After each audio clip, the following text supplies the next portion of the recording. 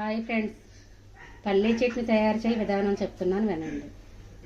పల్లీలు, పోపులు, ధనియాలు, పచ్చిమిర్చి బాగా వేయించుకున్నాక జీలకర్ర, వెల్లుల్లిపాయి, ఉప్పు వేసి మిక్సీ పట్టాలి. చేస్తున్నాను చూడండి.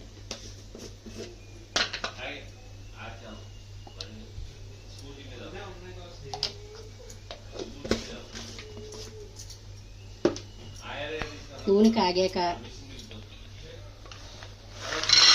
పల్లీలు వేయించుకోవాలి. ఈ పచ్చిమిరపకాయలకు మాత్రం నాట్లు పెట్టండి, లేకపోతే పోపులో పేలిపోతాయి.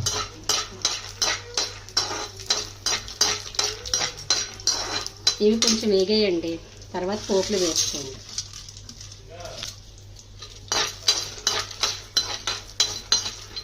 ధనియాలు వేసుకోండి. ఇవి కొంచెం వేగాక పచ్చిమిర్చి వేసుకోండి.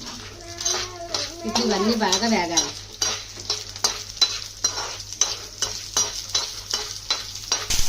బాగా వేగేయండి.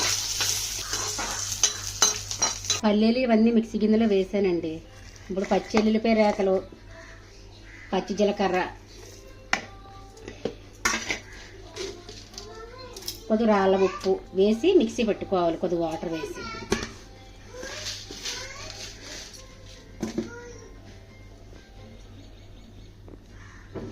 చట్నీ మిక్సీ పట్టాక ఇలా పోపు తీసుకోవాలండి.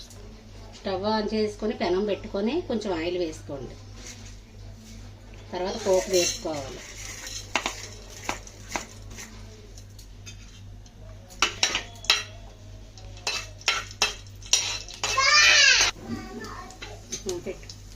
ఇంకా కరివేపాకు, అది కూడా ఫ్రెష్గా ఉన్న కరివేపాకు అయితే చాలా టేస్టీగా ఉంటుందండి.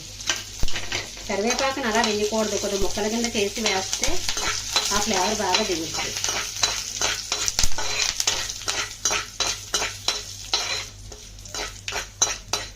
పోపులో ఎర్రగా వేగాక స్టవ్ ఆఫ్ చేసుకోండి.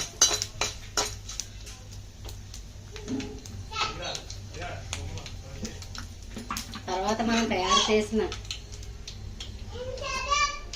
చట్నీని ఇందులోకి వేసేయాలి.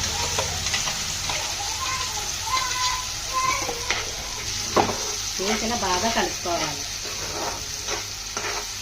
ఈ చట్నీ ఇడ్లీకైనా, బోండాకైనా, దోశలకైనా చాలా టేస్టీగా ఉంటుంది. ఓకే ఫ్రెండ్స్, ఉంటానండి మరి.